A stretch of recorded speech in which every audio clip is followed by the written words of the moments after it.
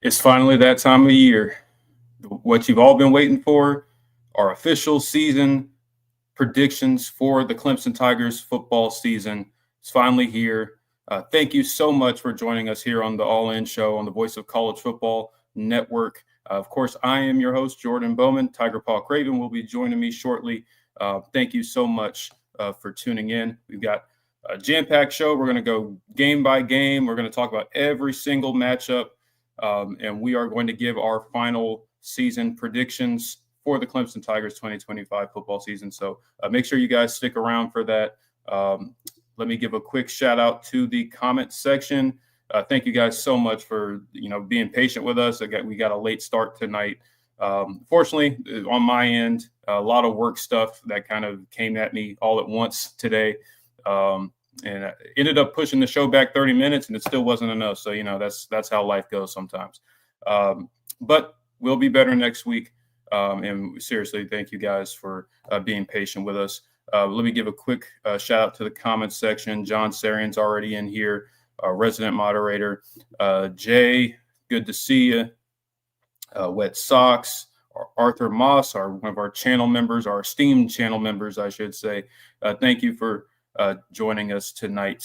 But I'm not going to waste any more time because we've already got a late start. I'm going to bring on my co-host, Tiger Paul Craven, joining us. He's on the run right now, so he's kind of living out of his car right now. So, but he still wanted to do the show tonight, and happy to have him. So, TBC, how you doing? Yeah, I'm doing great. As you mentioned, I am homeless. So, any and all super chats will really help me out. No, I'm just kidding. On location, obviously, you guys know how involved I am with softball. So just happened to be practice tonight, but obviously still want to be on the show. Jordan, it is that time of year, week 0. We got Farmageddon kicking off in Dublin. College football is officially back. Although our Tigers don't play until next weekend, I'm excited just to have college football to watch this weekend. It's going to be a blast. I can't wait to get into the schedule tonight and give our official schedule predictions for our Clemson Tigers. It's going to be a fun show. And, yeah, man, can't wait to get into it. Yeah, before we do that, a couple of housekeeping things. Please make sure if you're not subscribed, please subscribe. If you like to tune into us every week, it's a great way to support the channel. Please hit the like button too and share it with your friends. And not just Clemson fans, but we certainly welcome all Clemson fans we can get. But any college football fans, we are open to everybody. But yeah, man, college football is back. It's the most exciting time of my year, and I'm sure your year. For those of us that are degenerates, this is kind of something we've been losing sleep over for quite some time. But now we have the opportunity to actually see some football games this weekend. As you mentioned, the kickoff in Dublin, Ireland, with Kansas State and Iowa State. Interesting matchup. We might pick that one towards the end of the show if you guys are interested in that. But tonight, it's all Clemson. It's all the Clemson schedule. So you ready to get into it? Absolutely. Let's dive right in, man. I'm ready to go. All right. I'm going to pull up Clemson's schedule here. I have it already shared on my screen. And we're just going to go game by game, and we're going to talk about each matchup. Not going to spend the same amount of time on all of them as others for obvious reasons, but we're going to try to give as much of our thoughts on each individual game and then then pick it. So here we go with Clemson's 2025 football schedule. Let me scroll up here. So, of course, the opener, LSU. We've been talking about it ad nauseum all offseason. It's one of the most anticipated football games, not just on Clemson's schedule, but in all of college football. The battle for Death Valley, whatever you want to call it. Dabo Swinney versus Brian Kelly. Cade Klubnik versus Garrett Nussmeier. A lot of narratives heading into this football game. And there's a lot of stakes, I think, for both programs. I'm sure you agree that this is a very pivotal matchup, not really for either team's playoff hopes. I think either team could lose this game and still wind up in the playoff. But I think for narrative's sake, both programs have kind of been on the up and down over the last few seasons. Obviously, LSU has had a notorious streak of losses in opening week games, and Clemson hasn't been that much better when you look at it. I think both teams, with as much expectations as they have heading into the season, both teams want to get off to a hot start here. What do you see about this matchup that you think favors Clemson, and what do you see that you're still kind of waiting on seeing and kind of worried about heading into this football game? Yeah, absolutely, Jordan. As you mentioned, the storylines for Clemson LSU week 1 night game in the Valley are endless, right? You got the whole Death Valley versus Death Valley. You got Brian Kelly out here calling it Death Valley Jr. and riling up the Clemson fans. You got LSU putting Clemson player faces on their tackling dummies. They got tiger paws everywhere. They got 1-0 in the facility. They've clearly made a concerted effort that week 1 is massively important. And it makes sense because Brian Kelly has yet to win a season opener since he's been the LSU head coach. So he's got a lot of pressure to do that. And we could, talk about and go into all the, fan storylines and stadium name storylines and all that kind of stuff. But really, all that matters is what happens on the field come August 30th in Death Valley. And as we know, this is not a breaking news answer, but this game is going to be decided in the trenches. And that's where I think Clemson's got a bit of an edge when you're talking about LSU's offensive line versus Clemson's defensive line. Everybody knows the names of Clemson's defensive linemen. A lot of them are projected as high NFL draft picks this coming NFL draft, and Peter Woods and TJ Parker. You also got DeMonte Capehart. You also got Will Help transfer from Purdue, right? On the flip side, LSU just lost a ton of guys to the NFL along the offensive line. They're essentially replacing basically their entire offensive line.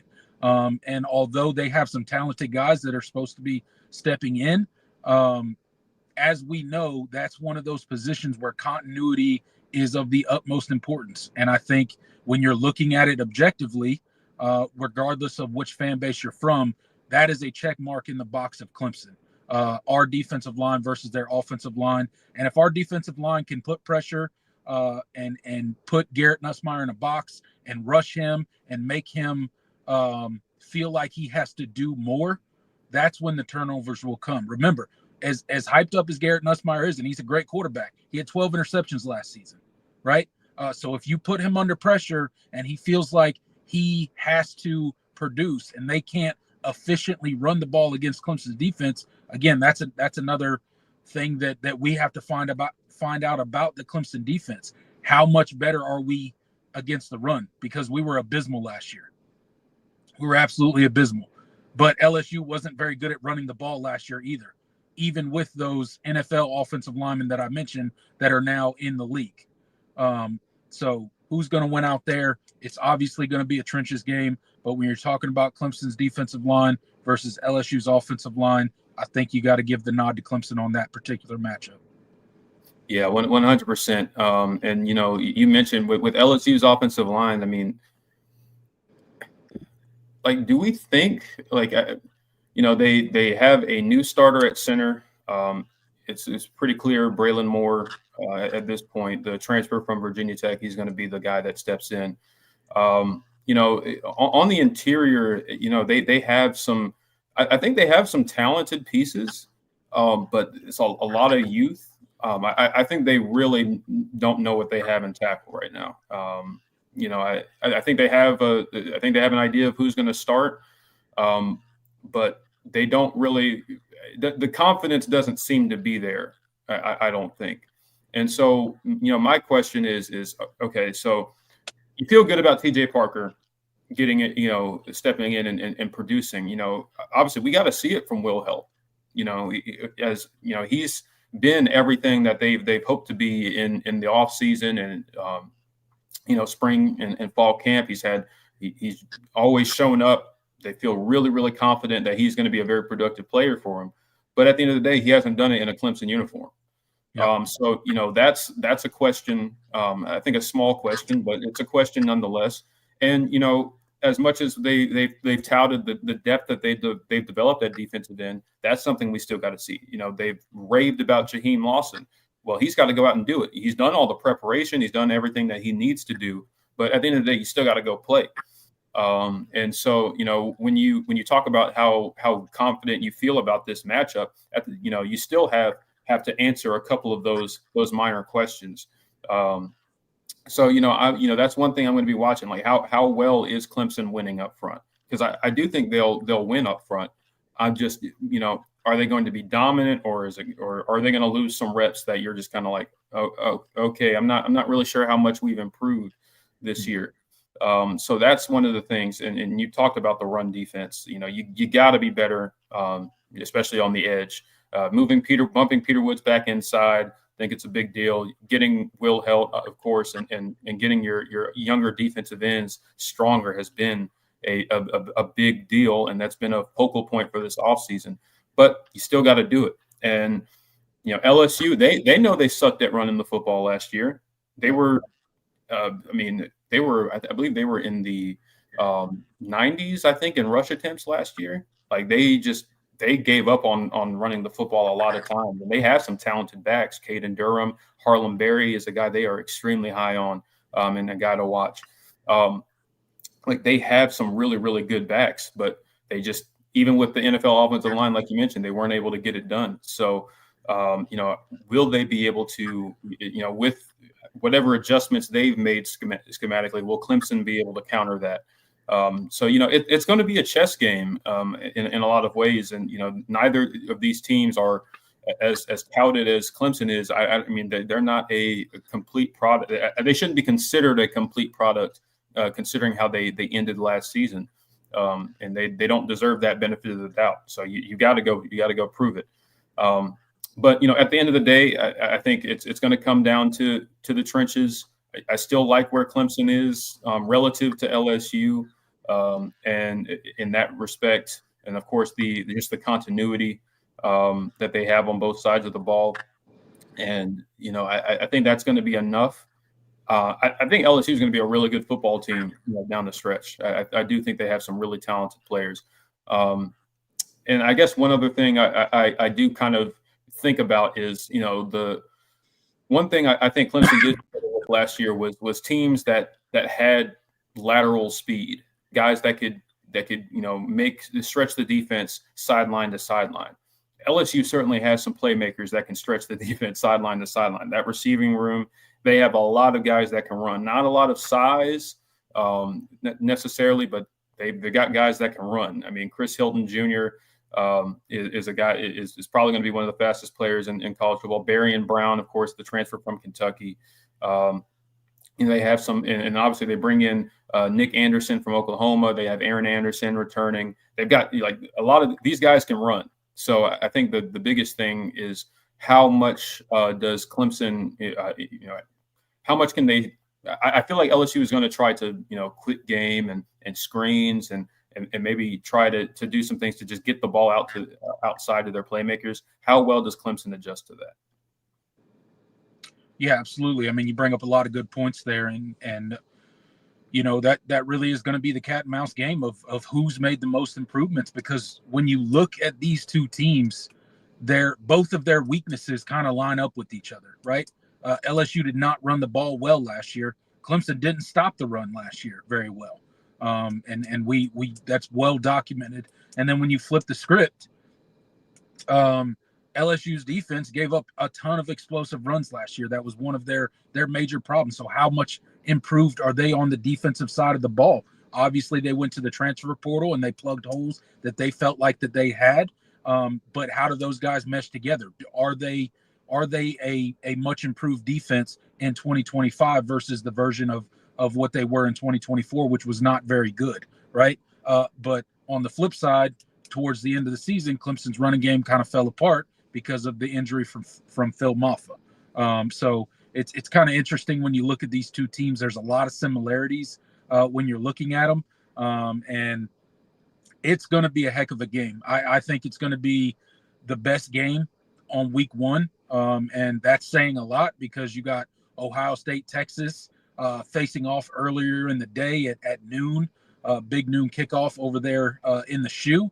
But I think Clemson LSU is going to be a very back and forth game. I do not see either team really pulling away or a blowout in any sense of the word. I think these two teams are very good. I think their hype for both teams are deserved, and it's going to play out to be a fourth quarter football game. Yeah, I tend to agree. I think we didn't really spend too much time on the offense just because we feel so strongly about just where they are. But you mentioned LSU's defense, and they've retooled their defensive line. I think they certainly are much improved in that respect. Obviously you'll take having the experienced offensive line in this matchup, even if you're going against a talented defensive line. And how did they look on the second level? I mean, I think they have some capable pieces. Whit Weeks is a guy that he's a very good football player, a guy that's going to be all over the field. He's going to be flying to the football. But they have a lot of new pieces on the back end. How does a highly touted recruit Harold Perkins look at the star position? They certainly still have a lot of questions to answer, and I think you have to feel good even breaking in a new running back with Clemson that you're going to be able to move the ball and get some and score in this football game. So all of that being said, this is going to be a really, really good football game. I'm super excited. Can't wait to be there. It's going to be one of the best matchups, I think, of the entire season, because I do think these two teams will be in playoff contention towards the end of the year. So gotta love what this means for college football in a time where college football playoff implications are everything, and the rules and the seeding, and that's all anybody cares about now. Like, I still want people to appreciate what this matchup is and what it means, because you don't get too many of those in a season. And with, like I said, with the changes and kind of the attitude towards the regular season, with the advent of the playoff and the expansion, like, these types of games have kind of lost, I think, some of their magic, and I don't want to see that go. And so I implore everybody to just enjoy this game for what it is, regardless of the result. Even if Clemson loses, I think this is great for college football. It's great for both programs, and I'm super excited to watch it. Yeah, absolutely. And I think something important that you mentioned there, Jordan, is giving both LSU and Clemson credit for scheduling like this, especially for a week one game, right? And it being a home and home series. And, Clemson's done this in the past, with Georgia as well. It wasn't a technical home and home, but, venues that were closer to each other's school and whatnot. And LSU, we talk about Brian Kelly and how he has not, won an opener since he's been the head coach at LSU. Well, that's because LSU is scheduled very aggressively. So shout out to them. Shout out to Clemson. And yeah, unfortunately, one of these really good teams is going to have to go away with a loss in week one. But as you mentioned at the top, that's not going to be – it's not like your season's over if you lose this game, whether you're LSU or whether you're Clemson.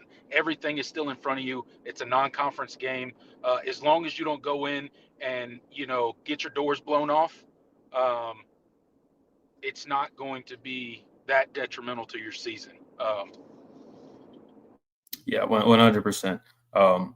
I just definitely want to win it. Definitely think Clemson need to treat this like a must win, obviously. This is you gotta have perspective, regardless of the result. So that's another thing. It will be a very, very disappointing thing to look on if Clemson does not win this football game. Not because I don't think LSU is capable of winning this game. Obviously, I think both teams. I think LSU fans would feel the same way if they, if they're on the losing end of this. They're going to feel like this was a missed opportunity to kind of change the change the narrative, I think, because both teams have a lot to prove in this season. So, with that being said, I think that's something that we really need to, keep in mind and keep in perspective.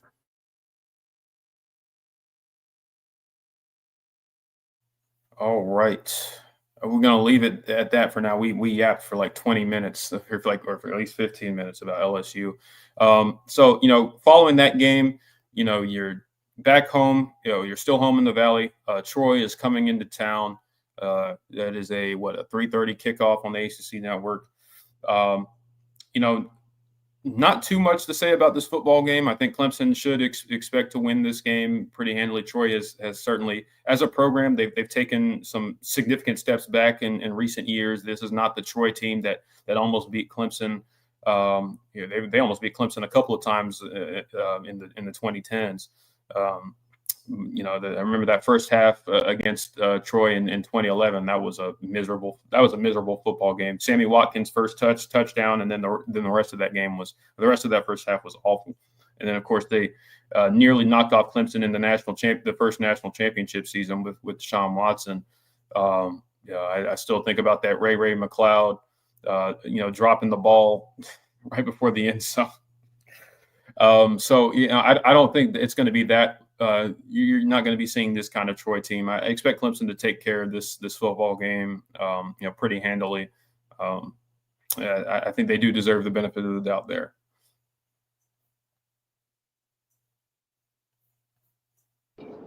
Yeah, absolutely. I mean, talking about this LSU game, I think Clemson. There's questions for both teams. That's obvious. We've kind of gone We're on through it. Troy now. Oh, I'm sorry. My bad. You're good.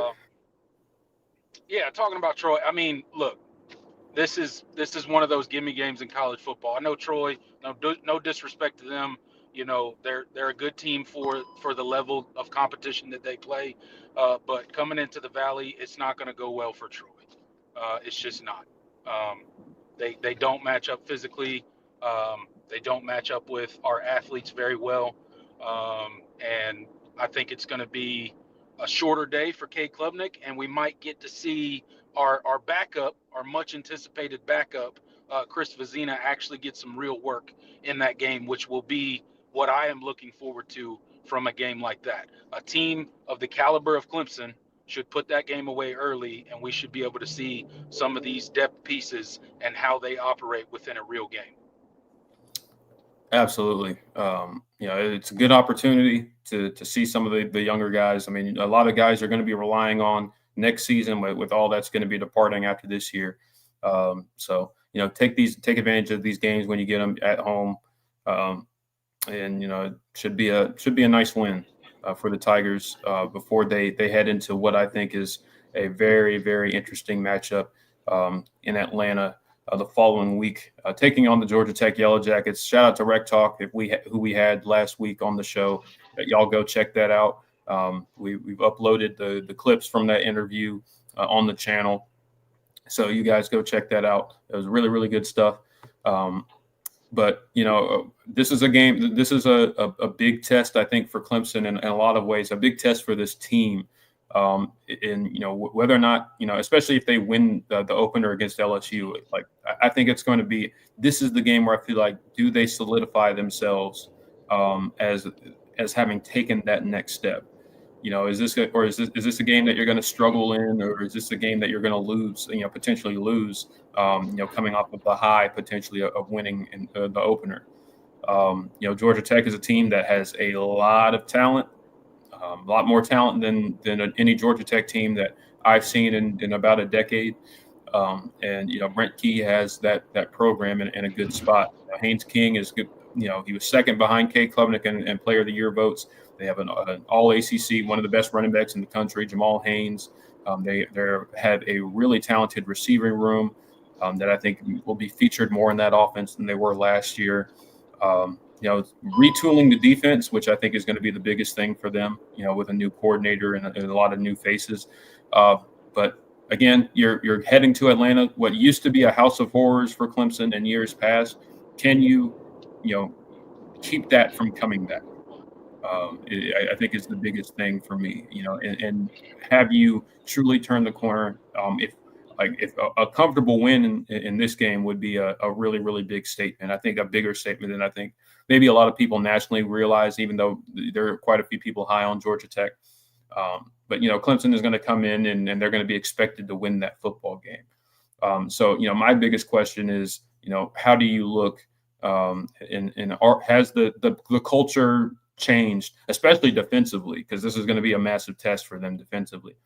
Stopping the run, and obviously the talent that Haynes King and those receivers have. They can gash you too. So yeah, I mean, this is a matchup that I think is going to test this program's mettle and whether or not they've truly taken that step, back to being the Clemson of old. Yeah, absolutely. Shout out to Rec Talk and that great interview that we had last week. That was a lot of fun to do. Oh yeah, But this Georgia Tech game, like you mentioned, Jordan, it's going to be a tough game. And you mentioned our defense being tested. Obviously, we know our defense is going to be tested week 1, but this is going to be a real test of how improved Clemson's run defense truly is. I mentioned about LSU, about their struggles last year with running the football. So, in my opinion, our first biggest test of the season when it comes to seeing if Tom Allen was able to actually correct this run defense and the tackling problem that we had at times last season, and these run fits and setting the edge and not getting constantly burnt on the edge. We're going to find out that answer week 3 against Georgia Tech, and it's at Georgia Tech Stadium. And I'm a believer in Brent Key. I think he's got something really brewing down there in Georgia Tech. They are taking football much more seriously than they have in the past. The recruiting is up. They've stolen a couple recruits from us, unfortunately. But again, this is going to be, as you mentioned, a test of this Clemson team's leadership. This is, from all the reports coming out of fall camp and over the summer, this is a very player-led team. This is a team that has been motivated by the peers, the players. The coaches have not had to initiate any of energy into the team. They are coming with that. They are holding themselves accountable, which is always the makeup for a big team. This is a big test in week 3. Georgia Tech is a very good team. And I don't think it's an easy game for the Tigers, but I think they get it done in Atlanta against Georgia Tech. Yeah, absolutely. I think I'm with you. This is a team that I think has it's going to be a tough test. But I think you have to feel good with Georgia Tech making a lot of changes defensively. If Tyler Santucci was still there, I would be a little bit more uncomfortable knowing what he did at Duke when Clemson went down there a couple seasons ago, that we don't like to talk about. So I do think this matchup. There's a lot of matchups in favor of Clemson here, but it's going to be a very tough football team. You saw them push Georgia to the brink last year. Probably should have won that football game. So yeah, this is a team that can absolutely get you. So if you do take care of business here, I do think that that goes a long way towards solidifying that this team has made a massive step up, just culture wise and preparation wise. But we'll leave that there. And then the following week, you're back home in the safe confines of Death Valley, taking on Syracuse, a team that basically put you into the ACC championship last year. This is a team that I have a lot of questions about because of just how much last season. Like I wonder how much of last season was smoke and mirrors. It's a tough program to win consistently at. I think Fran Brown has done a phenomenal job. I think they've invested more in football. They've gotten some big wins on the recruiting trail. They've gotten some talented transfers, but I still question kind of what the overall direction of the program is. Is this something that they're like is 10-3 like going to be sustainable, like that level of play going to be sustainable at Syracuse, regardless of what Fran Brown has done. And is he going to be what is he going to replicate what Dino Babers was able to do at Syracuse in terms of somehow always, just no matter what team it was, somehow always giving Clemson more trouble than they needed to have, and even knocking them off once. Is that going to be, is Syracuse going to be that kind of program still under Fran Brown? I still have questions. They have an ongoing quarterback battle. Interested to see who wins that one. And they lost a lot of pieces. Their best wide receiver is at Penn State. Left the program because for monetary reasons, it seemed. So they've got some retooling to do themselves. So I kind of question what this team is actually going to look like, despite the love that they got last season. And hey, shout out to Fran Brown. We appreciate you, brother.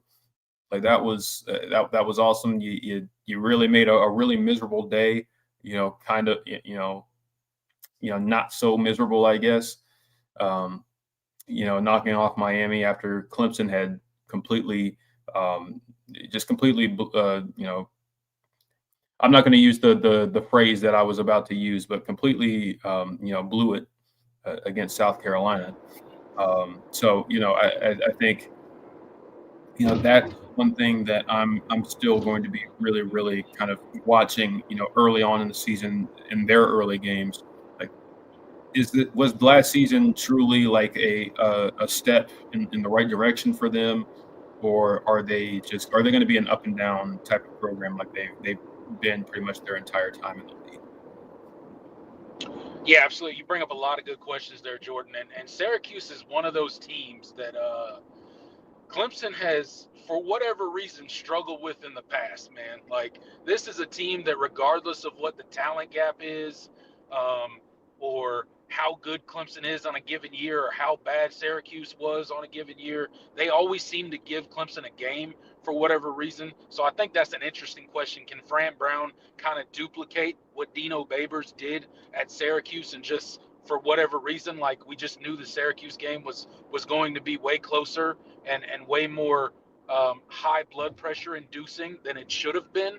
But you mentioned them last year, and Syracuse had a great year, and shout out to the Syracuse Orange and Dean and Fran Brown for getting Clemson into the ACC championship, so we could once again save the conference from allowing a first-year team win the ACC.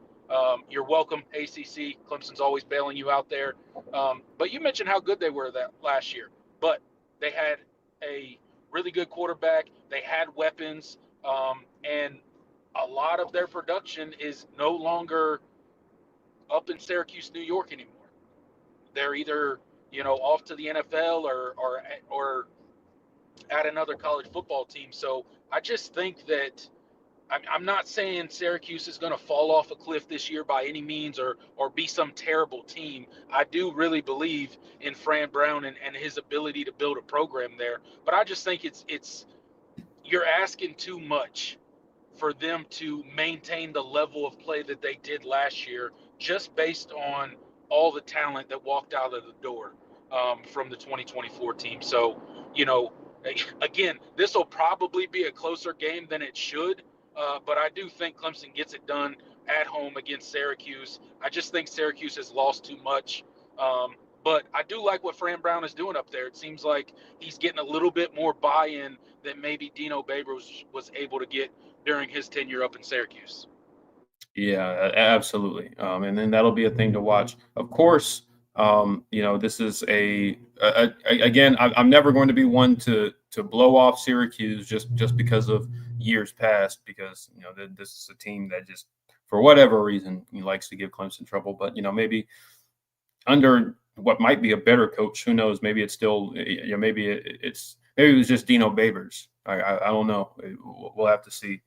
But of course, if you guys are interested in, betting on the season, and there's going to be some really, really intriguing lines early on in the year with Clemson very highly rated and very highly thought of, especially on the Vegas models and the power ranking systems.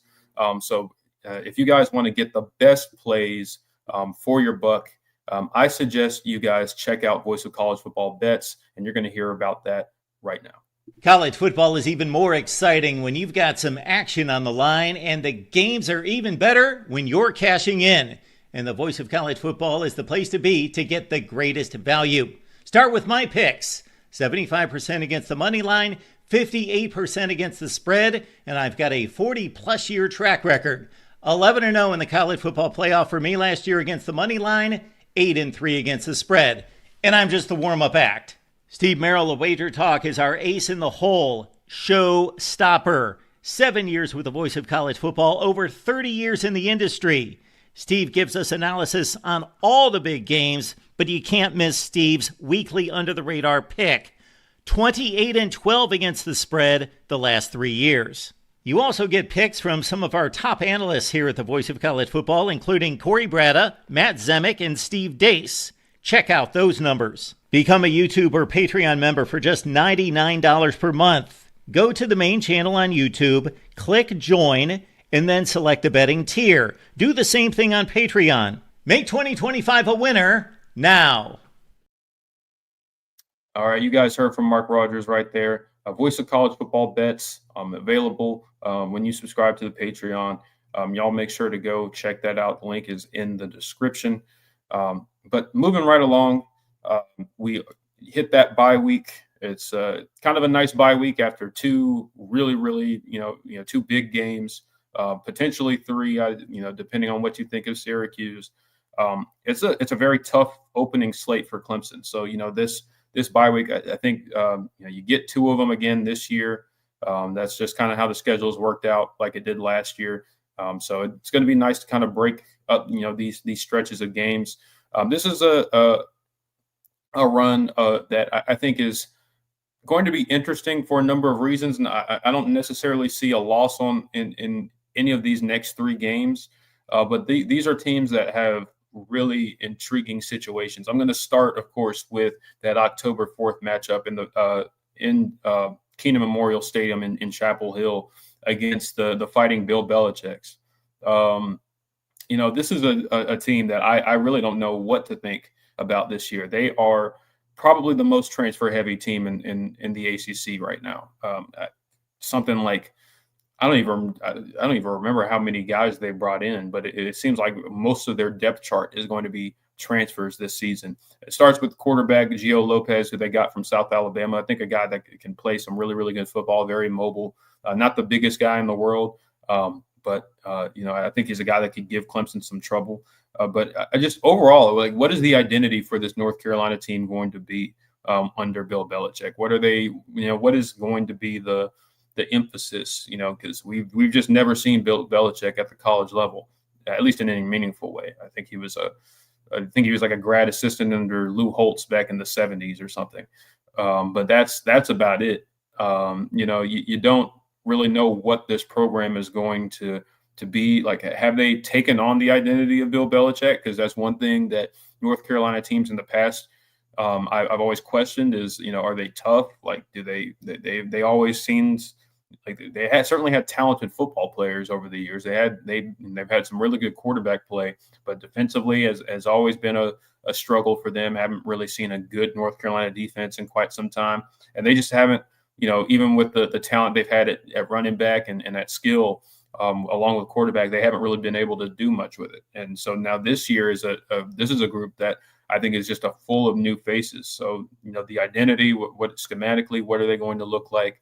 I think those are a lot of questions that need to be asked and answered before we, conclude whether or not this team will be, really bad or, it might be okay. I don't know. I don't see a scenario where this team is, just is like 10-2 and like one of the better teams in the ACC. I don't really see that for them with this many new faces in year one of the Bill Belichick experiment. But I do think this is a team that you got to take seriously, and you got to make sure that you're prepared because they I think in a couple of years, maybe this is a program that looks a little bit different from a body type, from a tough mental toughness standpoint. So we'll see what this team looks like. Yeah, North Carolina is one of those teams in the ACC this year where honestly you have no idea, right? Like, I mean, they essentially have an entire new roster. They make probably the splash hire of all splash hires, hiring Bill Belichick as their head coach. But as you mentioned, we don't know what Bill Belichick looks like in college football.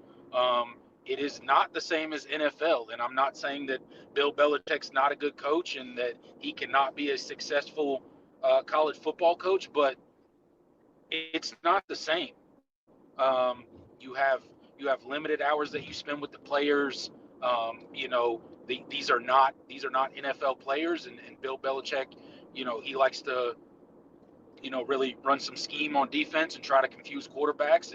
Is his personnel going to be able to keep up with that kind of stuff?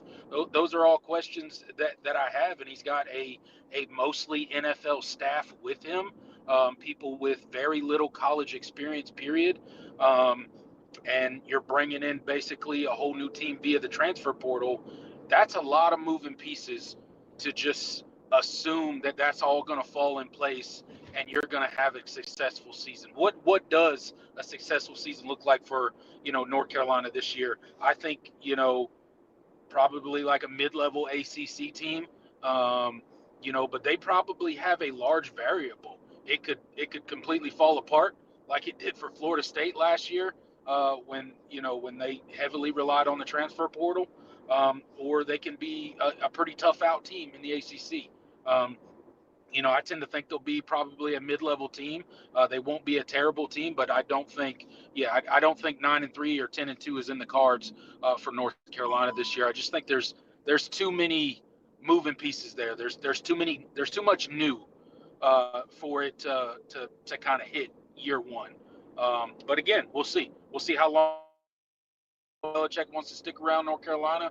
We'll see how long he wants to be a college football coach. But I definitely think Clemson goes in there, gets the W against North Carolina.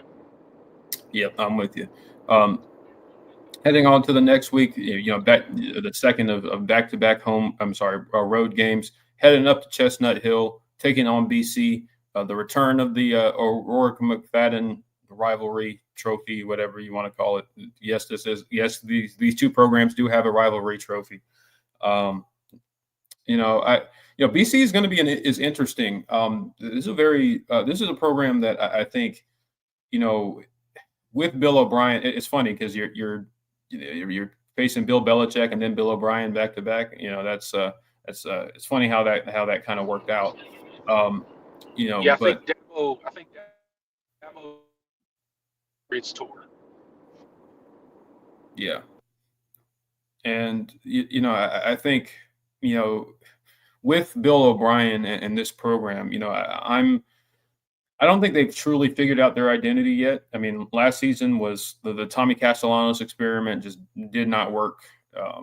Just was not a scheme fit, it wasn't a lot of anything. I think Grayson James kind of settled things down a little bit, towards the back half of the season. But he's not even going to be the starting quarterback because they brought in highly touted transfer from Alabama, Dylan Lonergan, and he has won the job. I think that does kind of raise the ceiling a little bit with this group because I do think Dylan is a very talented football player. He was a two-sport athlete coming out of high school. I remember he was committed to South Carolina at one point before committing to Georgia and then transferring out. I think not Georgia, Alabama, and transferring out. I think he's a guy that I think can raise kind of the ceiling of this group. One thing BC always does is they're always going to be tough defensively. I think that's something that they've started to kind of get back to doing under Bill O'Brien. And offensively, you're going to see a lot more pro style schemes, and you're going to see some. I think Dylan Lonergan is a guy that's going to offer some mobility as well. but also the ability to hit some of those bigger time throws that Tommy Castellanos was able to do. Going up to Chestnut Hill, it's always a sleepy kind of atmosphere. That's always the thing that you kind of worry about. It's a very trying trip, and it's going to be October. It's not going to be very warm. That's a game that you don't have your A game, or you don't have your best stuff. You could find yourself kind of in a struggle game for a half or two, or maybe even 3/4. So especially it being the second of back-to-back road games, this is a game where it wouldn't surprise me if Clemson did not play all that well. Just because of the schedule dynamics of where this game falls on the schedule and the location. But you can't let that you can't let that turn into a loss. Can't let that turn into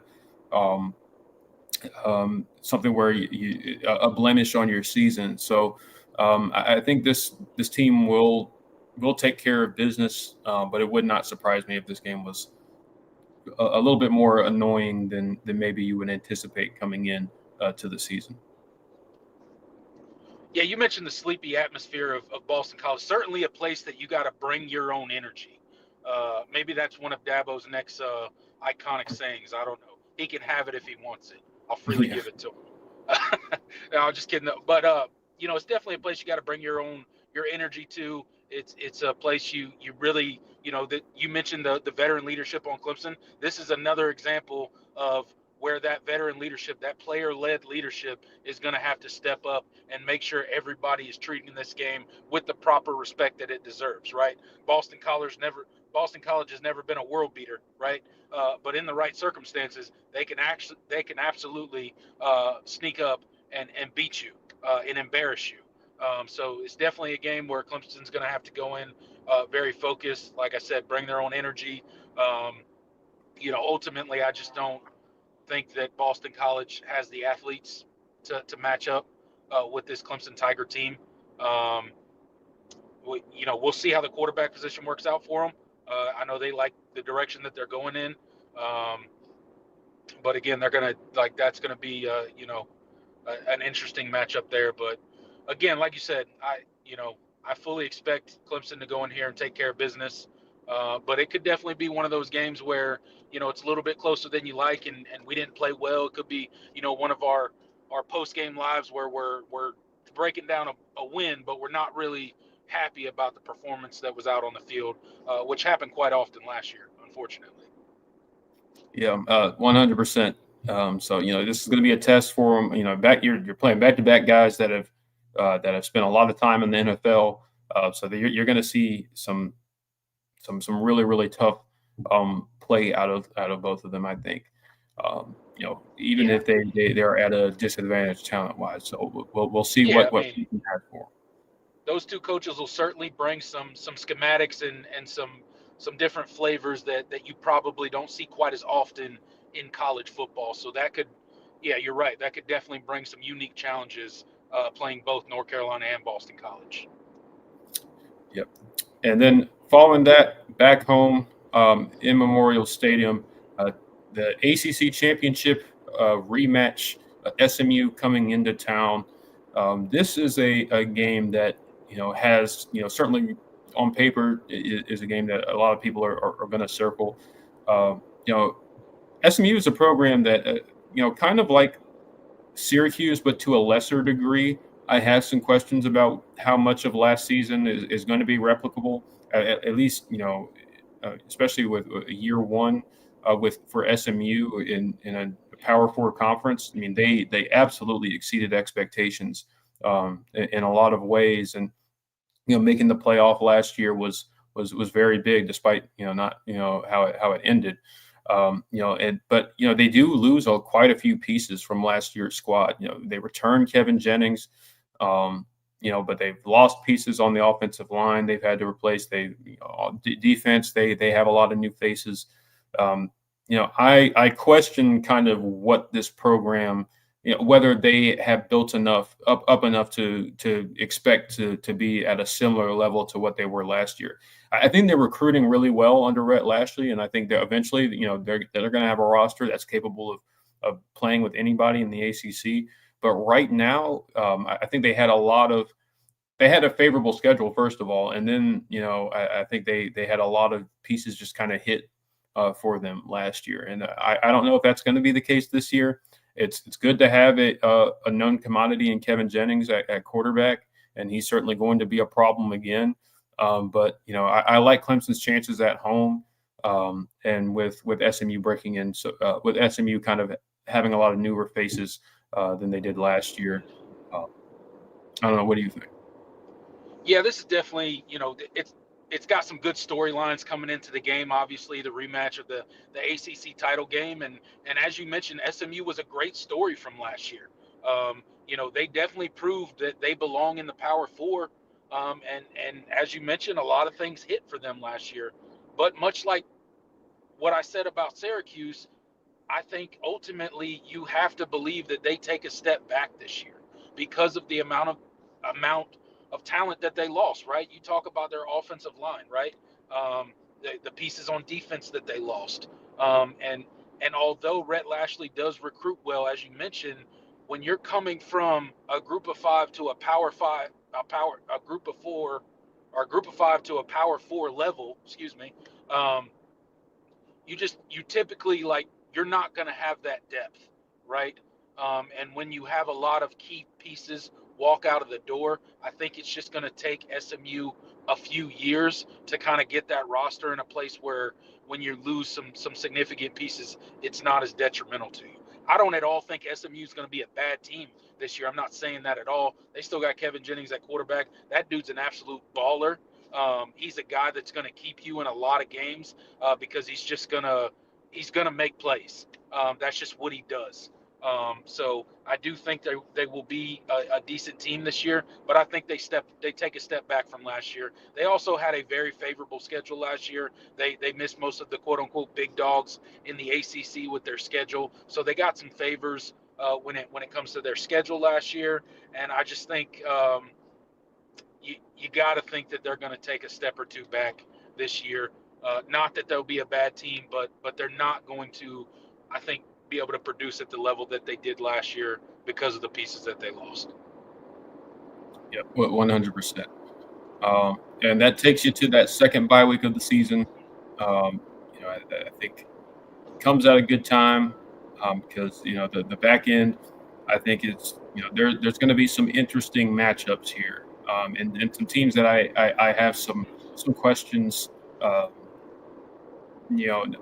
In kind of a positive way for quite a few of them. But coming off of that bye week, you get Duke coming into town. This is a game that I think has a lot of intrigue.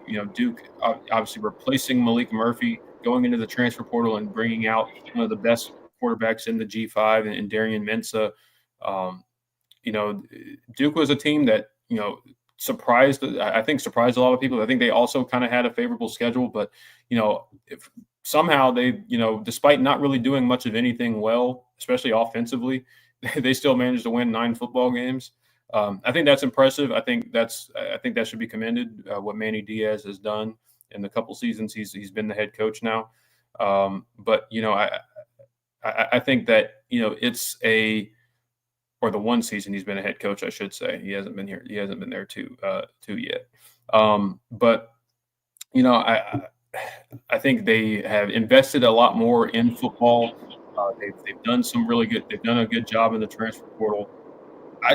I think Duke is going to be a salty team again this year, especially Manny Diaz. Is a very, very noted and respected defensive mind in the sport. I think they're going to be very, very salty defensively again. The question is, first of all, are they better up front? Can they run the football? Because they couldn't do that last year, and Malik Murphy was just not good.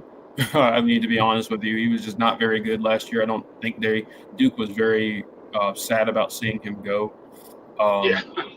So, I think this is certainly an upgrade at quarterback, and Darren Mensah is a guy that, he can give you problems if you let him. So, um, this is another game that I think it's kind of sneaky. We've talked about the biggest games on the schedule for Clemson, but this is one that I'm keeping a very close eye on because Duke is a team that has displayed a level of consistency, and capability that we haven't seen from Duke in quite some time through two coaching changes. Or through two coaching staffs, I should say. So, if they continue that and look, in that same mold this year, you're considering what they did to you a couple seasons ago. I think a lot of Clemson fans are going to, keep their eye on that one, even though you're within the confines of Death Valley this time. Definitely, and I think Manny Diaz has something brewing up there, in Durham, and clearly, last year was much better than I think most people thought Duke was going to be last year. I think a lot of people didn't really know what to expect, with the coaching change and Manny Diaz's first year, but it went about as well as it could have for him in year one, rattling off 9 wins. I don't think really anybody saw that coming from Duke last year. They were better than people thought, and I think they built on momentum this year. I think they're going to be really good. You mentioned Mensah at quarterback. That's certainly an upgrade from what they had last year. And that's, in college football, that's, well, in football in general, that's the most important position on the field. So if you upgrade in that, you would think that there would be an uptick in production. And I believe that to be the case this year. But, not to bring up old wounds, but we got some get back for Duke that we need to attend to come this week of the college football season. They embarrassed us a few seasons ago. I'm sure you remember, Jordan, on a Memorial Day Monday night game standalone, and everybody in the country watched us get our butts kicked by Duke, and we couldn't hold on to the ball to save our lives. And I think we fumbled the ball inside the 5-yard line 2 or 3 times, I believe, that game, if I remember correctly. But not that it matters at all, but from a fan perspective, we got to get a little get back from Duke on that. But I do think they are a pretty good team. But again, I think Clemson's just a little too much. Coming off a bye week worries me a little bit for Clemson. I'm going to be completely honest. We are not a great team coming off of bye weeks. That proved true last year when we got our butts kicked by by Louisville, coming straight off a bye week. Got absolutely physically dominated in that game. So I look for us to get a little get back on Duke and hopefully turn the tide on these starting slow out of bye weeks. Yeah, absolutely. And if you remember, it was that second bye week that you got pasted by Louisville, and this is the second bye week because if you remember, the first bye week came earlier last season after App State. So that's a question, late in the year, and this Clemson team, has. What's funny is like 2023 was a year where you finished strong in the back half of the season. And last year, you faded down the stretch and you lost it.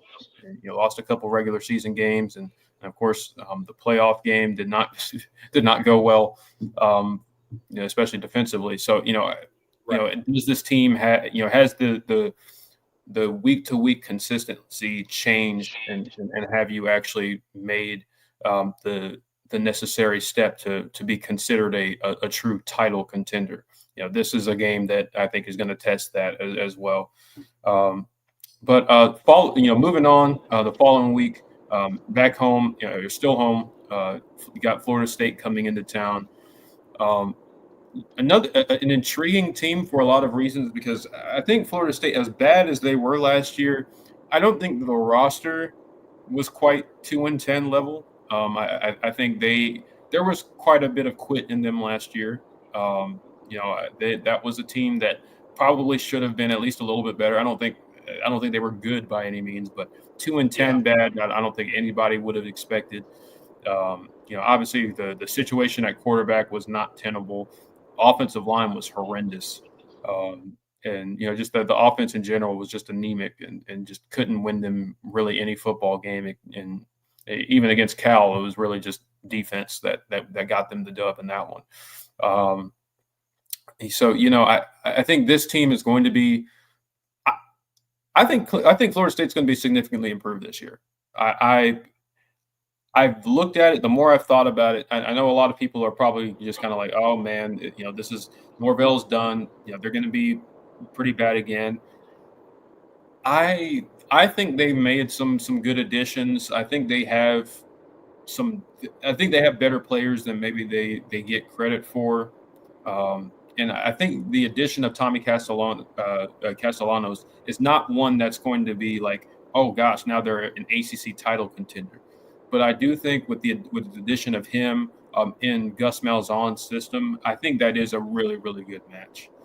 Yes. I think they're going to be much more capable in that respect, and I think they are going to be better on the offensive line than they were last year. They had a lot of guys that quite frankly shouldn't have been on the field. I think that's going to be different this year.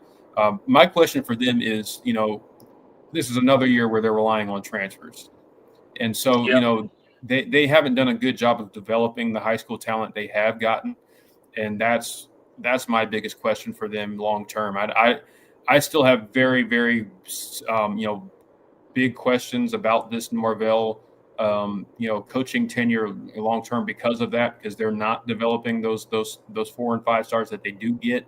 And it's year over year of wondering how we're going to plug holes in the portal, and the guys that we've brought in are not developing.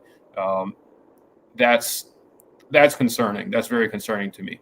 But I think Florida State is roster wise, and considering what they have on their schedule, they're going to be a tougher out than they were last year by a significant margin. I think they can win 7-8 games just because of how their schedule shakes out, and I think they are. From a roster standpoint, they're going to be significantly better than most teams that they play. I mean, the big ones, the Floridas, the Miamis, the Clemsons. I don't think, and of course they open with Alabama. I don't think they have much chance in those games. Maybe we'll see about Florida, but the other 8 games on their schedule, I think they're all very winnable for them. So this game is one where I think Clemson should take care of business, but I think from a resume standpoint, I think a win against Florida State will look better at the end of the year than maybe some people are thinking. It'll look better on the resume than it did last year, at the very least. But it's hard to be worse than they were last year. Yeah, that's very true, Jordan. And this is a really intriguing game, and Florida State, much like I was talking about North Carolina, they're kind of a team where you really don't know what they're going to be this year or what to expect out of them this year. But I think you're hard pressed to think that Florida State's going 2-10 in back-to-back seasons. I just don't think it's going to happen. I'm with you. I think they're a much improved team this year. I don't think they're going to be a great team by any means, but I do think they could end up being a fairly good team come season's end when you're looking back and some of the improvements. And you mentioned last year, their transfers and that team as a whole just quit. They gave up on the season. They didn't even look like they wanted to play football half the time when they were on the field. So, I mean, at that point, what do you do, right? So, but you also mentioned the additions at the coaching staff, Gus Malzahn and others that Mike Norvell has brought in, and maybe that helps get some more buy-in with this team. They are very transfer portal heavy yet again. If I'm a Florida State fan, we got to get out of this cycle of being a mostly transfer portal built team every year. At what point is Mike Norvell going to start recruiting at the level where he can just develop his roster and then plug a few holes here and there, not wholesale change your team year to year based on the transfer portal? It's just not a recipe for long-term success. And that's exactly why Florida State, won 13 games and then the next season won 2 games. That's the inconsistency that you're going to get if you continue to operate in this way. So while I think Florida State is going to be improved this year, I don't think they're going to be a top team in the ACC. I don't think they'll be competing for an ACC championship. And honestly, like, Mike Norvell's got to figure out how to start like building through high school recruiting. Otherwise, they're going to be wildly inconsistent. And I don't know how much longer Florida State fans are going to put up with that. Yeah, and that's the thing, and that they have so much invested in him. I do think 7 or 8 wins will be enough to keep him for another year. But the question is, like, you know, like you said, I mean, long term, like they haven't recruited at the level they need to at the high school ranks, and then the guys they have gotten have just not they're not playing. Like, I mean, you know, the 5 stars they've gotten have not panned out. The high 4 stars, like there's just not a lot to be excited about, or not a lot to point to. And if I'm an opposing, you know, program that's recruiting against them, I'm gonna be like, look at all these kids that went there, and they're still not playing in year 3, year 4. Like, that's not good. I think they've, you know, running back, probably the one exception that I can think of. I think they're going to start the true freshman Chroma this year. They're really high on him. He could be special for them. But, you know, beyond that, they just have not developed. They not recruited at the level they need to. And then the guys they do get are not developing. And that's a very, very I think that's the bigger concern, because, you know, you can recruit top 25-ish classes in that range and be a competitive team in the ACC. That's just the reality. There's not many teams recruiting at that level. But you're not even. But like Florida State has done that. But, you know, they still got the results they did last season, and the guys that they are bringing in are not playing even in, you know, they're not playing as true freshmen, and they're not even playing a lot of times in year 2. And that's concerning when you're trying to build a program up to a ACC championship, college football playoff, national championship caliber program, which Florida State, those are the expectations that Florida State has. So, you know, that's concerning. I didn't mean to turn this into a Florida State think piece, but as far as the game is concerned, you know, I think Clemson is going to match up favorably. I still think, you know, I think they'll be improved in a lot of areas. Just don't let, you know, as long as you stay sound defensively, you should be okay. You know, Gus Malzahn's offense is it's a high floor, low ceiling type of offense. Like there's not going to be many games where they're like going to be like dreadful, like awful, but there's not going to be too many moments unless they're playing inferior opponents where they're going to be like, oh my God, how are we going to stop this guy? Because, you know, Tommy Castellanos is very limited as a passer. You just keep eyes on him. You know, he's going to make mistakes. He's not going to make every throw.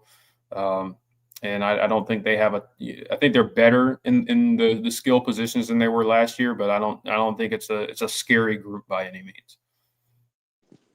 No, it's definitely not a scary group. And, you know, I agree with everything you just said. And, you know, ultimately, like, I don't think Clemson gets the job done against them. I don't think they're going to have what it takes to beat this particular Clemson Tiger team this year. So I think Clemson definitely gets a W against them. But as mentioned, I do think they are much improved from the 2-10 version that they were last year. Yep. All right. Got 3 more games to hit on. This game, this is the one that makes me the most uncomfortable. Just thinking about what it was last season and how it played out and where this falls on the schedule. Louisville, go on the road. They beat you last year. Quite frankly, it wasn't very close. You know, this is a game, I think, beyond LSU and obviously the game at the end of the season. This is a game that I think you need to have truly circled. I mean, this is you can't have another loss like you did last season to this team. you got to play with a chip on your shoulder. This one's got to mean a little bit more. Just quite frankly, I mean, you got to. It's going to be a short week. It's a Friday night kickoff, late night. A lot of eyeballs are going to be on that game. You got to win this football game. That was probably the most just disgusting performance overall that Clemson had last season. Honestly, worse than Georgia, considering the opponent and what. And you didn't play your best players, quite frankly, offensively against Georgia. This was the game where you were just absolutely horrendous. That was inexcusable, and I think that was the beginning of the death knell for what the Wes Goodwin experiment was. It's got to be different this year. Just point blank, it's got to be different. Yeah, I mean, look, this Louisville game last year, like, it's a game that, like, you can't even bring yourself to go back and watch. We got dominated. Like, it was embarrassing. And it was right off a bye week. And, I mentioned earlier about Clemson tend to be a little slow off of a bye week. And they just took it to you, and they were not afraid of you. And they came in there and just basically punked Clemson, and we folded. We didn't fight back. We didn't, it was over. You felt it in the crowd. That from the people that were there, they said that was the most miserable. Like that was the worst. Yeah, they had seen the crowd they were leaving in the third quarter. And to your point, I mean, like, I don't think Dabo officially made his decision that week. But that definitely, if that's not when he made his decisions, that's when he started thinking we probably need to make a change. Yeah. And how the rest of the season went just confirmed that you needed to make a change at defensive coordinator, and Clemson does. And this is a game that I've been wanting to talk about, since we started our schedule preview, and prediction. Like, this is the game, right? If I see, like, when I'm looking at Clemson's schedule, like, it's really hard to predict 12-0, right? Like, it's tough to go 12-0, regardless. Yeah, I know Clemson plays in the ACC and they don't play nobody, and it's a powder puff league and a schedule and all that kind of stuff. But there's some good teams. There's some solid games on Clemson's schedule. Obviously, this is one of the ones that you look at. We just got finished talking about Florida State, right, and how we think they're going to be improved, and then you're going up to Louisville on a short week. Not only that, you're playing on a Friday night. You're probably going to be favored. And how does that typically go in college football? The home dogs on Friday night wreak some havoc. So that makes me nervous. Just how the game lines up makes me nervous, coupled with how the game played out last year. So my hope, obviously, as a Clemson Tiger fan, is they go in there fired up, ready to prove a point, ready to, assert dominance against Louisville and let them know early in that game, hey, this ain't going to go like 2024 went, right? But if you're looking for a game on Clemson's schedule, I think this Louisville game is it. If you're looking for them to trip up somewhere, this Louisville game is that one. I think I'm with you. I think Jeff Brom is a very he showed his. I mean, Jeff Brom would be a very successful coach at a higher level program. I think. You don't always know, because some of these guys that are successful at lower programs are successful at lower programs for a reason. They're not in. Maybe the jump to maybe a bigger job is not always the best fit for them, but.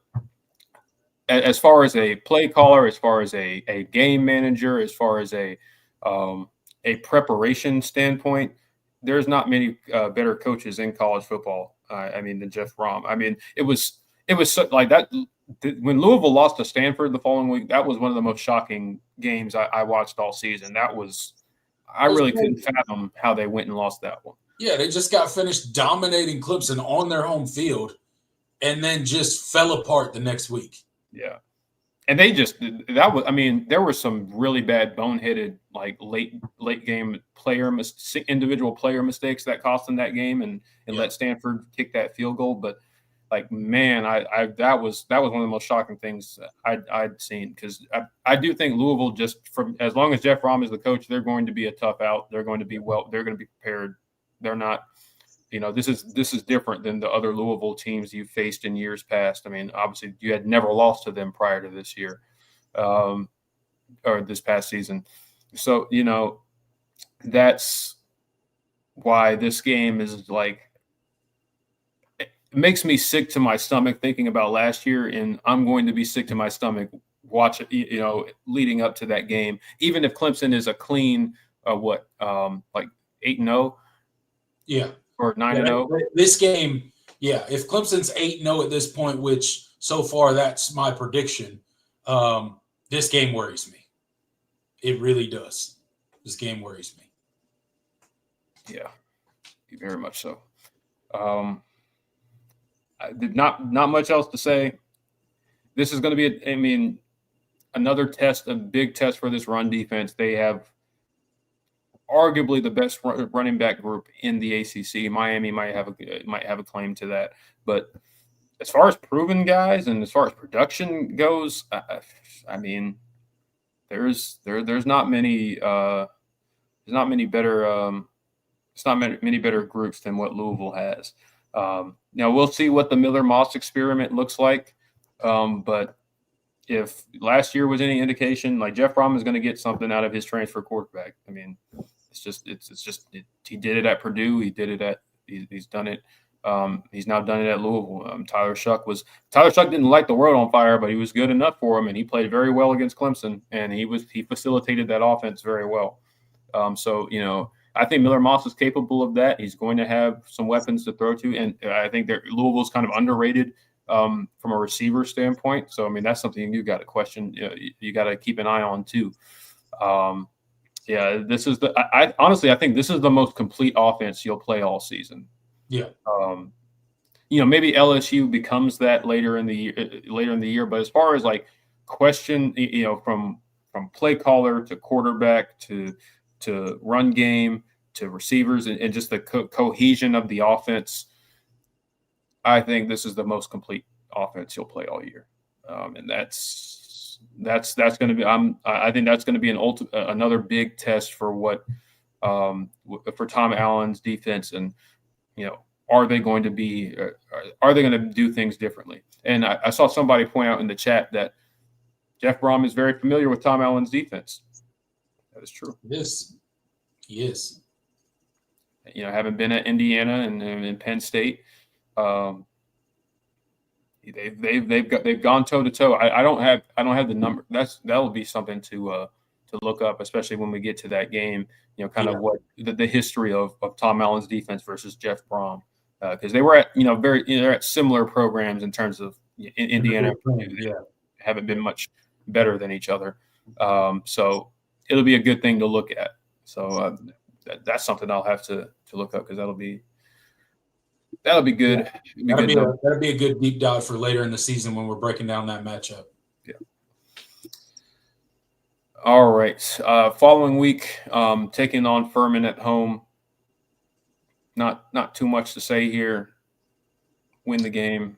Yeah, win the game, stay healthy, get a lot of play for your backups. Like, you should take care of this game within the first quarter and a half, basically. Hopefully,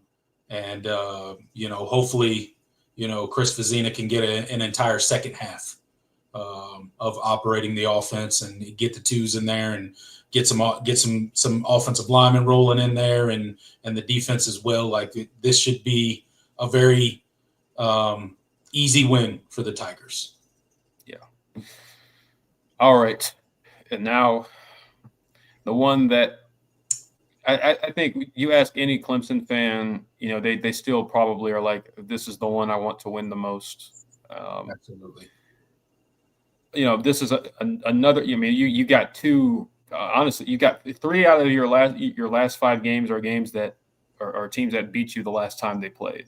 So a lot of get back factor in the back half of the season. That's going to be kind of the mantra for this last stretch of games. You got to beat this team. You got to beat South Carolina. No ifs, ands, buts. Cannot lose that game again, especially not the way you did last year. I mean, honestly, like I think you need to win this game comfortably. South Carolina seems to think that, you know, internally they seem to think they're going to build off of what last season was. I don't see it personally. I think either, man. They really lost don't. so much defensively. They've recruited very well under Beamer. I will never knock that. They've upped the talent in a significant way. The quality of play is in a better place than it's been in about 10 years. I will not, honestly, more than 10 years. Like, I will not deny that. Never say that. I don't think they're as equipped to just easily replace what they lost, especially defensively. Even though they seem to think that they're going to be just fine and like the same.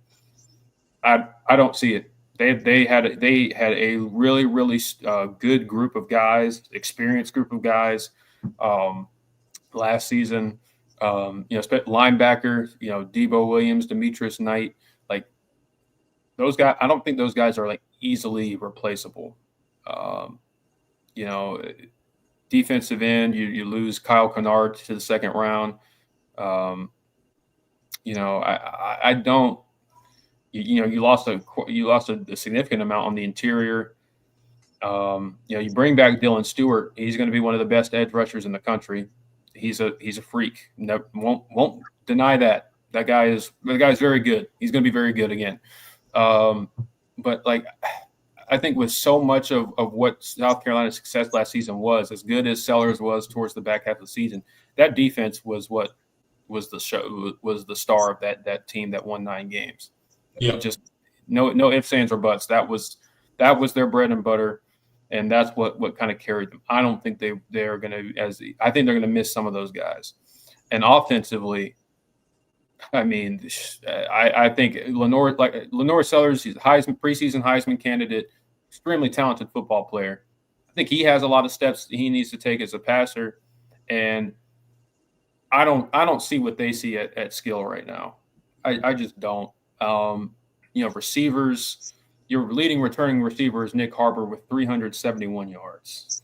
Yeah. Like, I mean, maybe he breaks out. Maybe he finally puts it all together in his third year playing receiver. He should have a hand in the dirt. If you were to ask me, I don't get it, but yeah. But couple that with everything that they've lost on defense and the skill position of Clemson's wide receivers and their quarterback, like, I just don't see South Carolina being able to keep up with that. No, in any way. Even if this Tom Allen defense is not as improved as some think it's going to be, I still don't think they can keep up with Clemson's offense and scoring. Like, yeah. I really don't. I don't know. I think South Carolina they had a great season last year. Like, not taking anything away from them. They beat us. That game sucked for us. We gave it away in the fourth quarter. But I think they take a step back this year. They lost a lot. And a lot of South Carolina fans are just pretending like they did it. They're pretending like, oh, yeah, it's no big deal. I don't know about that, man. I think they take a step back. And with the skill positions that I see with them, they're asking a lot of Lenore Sellers this year. Like, he's going to have to be, essentially a one-man show back there. Yeah, I mean, I just, you lose. And he's really good. Like, he's great. Yeah. Make no mistake about it. He's a really good quarterback. But I just don't think he has I don't think he's not Cam Newton. He's not Cam Newton, despite what some of their fan he's base not wants. Cam Newton. Like, look, every time we have a quarterback that can, like, run pretty well, everybody goes to, like, Cam Newton, like, comparisons. I think people need to actually go back and watch Cam Newton. Yeah. that season at Auburn, like literally single-handedly carrying that team to a national One of title. the one you can make a legitimate argument, the best like individual season of all time. Like, Now, I don't think people really realize how good Cam Newton was. Like him or hate him, like whatever, like that doesn't matter. But on the field, like that dude was great. Yeah. So stop comparing people to Cam Newton because they're not Cam Newton.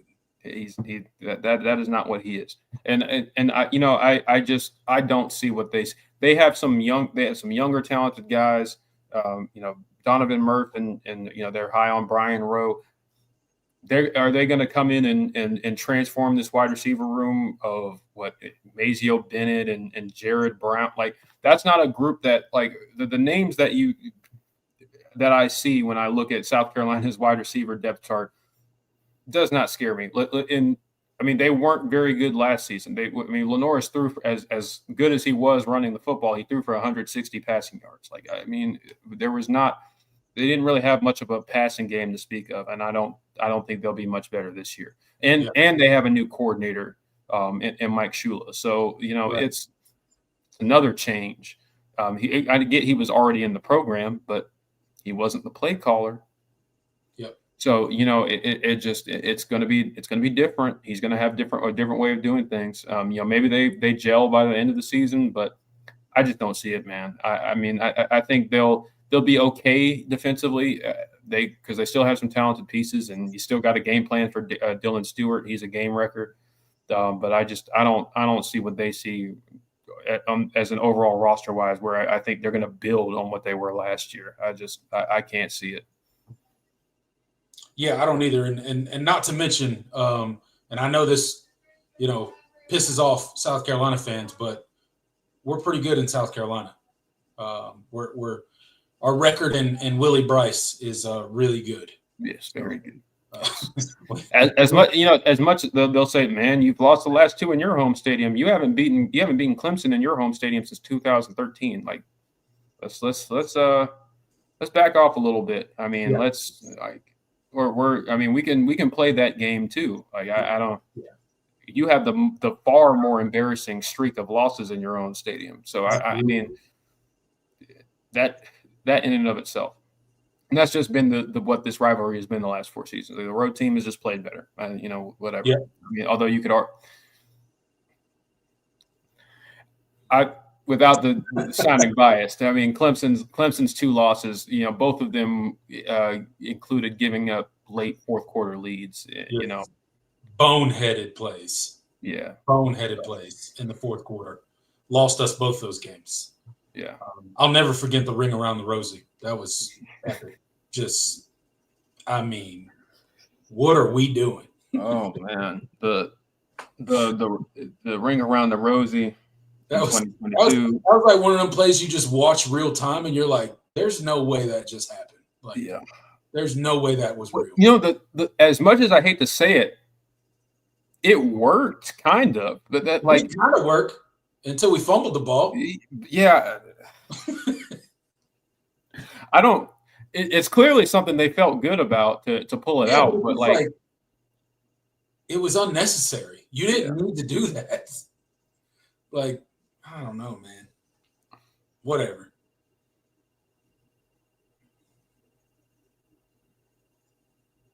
Now I'm just having flashbacks. Hell, and then last season you had you're up 14-7. You're driving into South Carolina territory. You're moving the ball up and down on it. Like they were not stopping you on that drive, and then you pull out that little double reverse that. Phil Moffitt, the K. Klubnik slips. Phil Moffitt isn't able to corral it, fumble.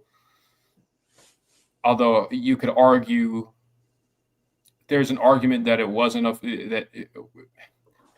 I don't want to rehash old stuff. The fact is, you what it is trick play when you didn't need a trick play, right? And that's kind of my point. Is like both games that we have lost have been largely due to like just trick plays or like gimmick plays or whatever you want to call them that weren't necessary at the time. You had momentum. You were fine. Just the ring around the rosy, that came after the South Carolina safety, right? You got a safety and you were up. Yeah. Like, you get a great play and then you follow it up with, what are we doing? Yeah. So, but we own Willie Bryce, so Clemson's going to get the win in the upside down cockroach yet again. Yeah, we will have some very, very. If you don't win that game, that we're gonna hell. Even if you're 11-0 and if you don't win that game, we're gonna have some words. Oh yeah. You can't lose that game. You just can't. Cannot. It's kind of like the Louisville game. Like, you can't lose that game. I'm not saying you can't lose a game this season, but you can't lose that one. Yeah. And you can't lose South Carolina. Yeah, the losing to those two teams will piss me off more than anything. Like Yeah.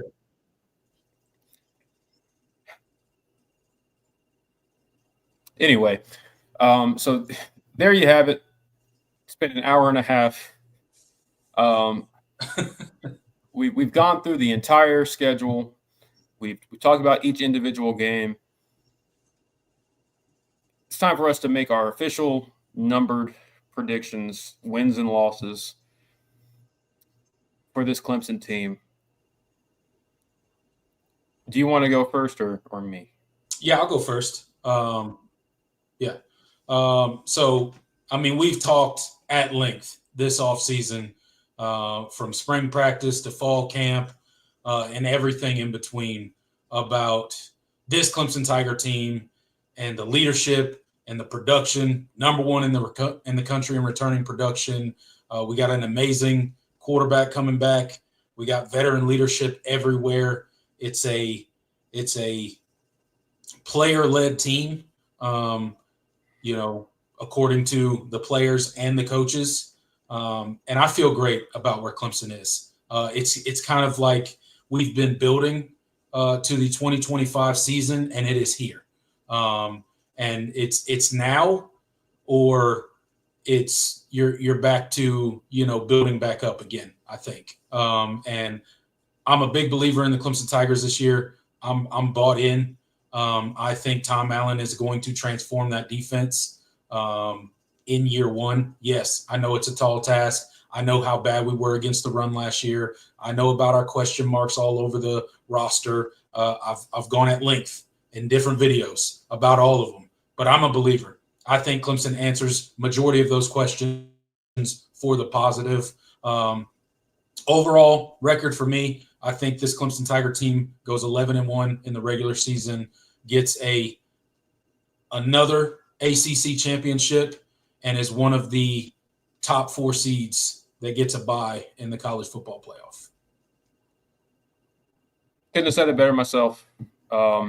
I think for all the reasons that you do, I think this team is built to win football games, and a lot of them.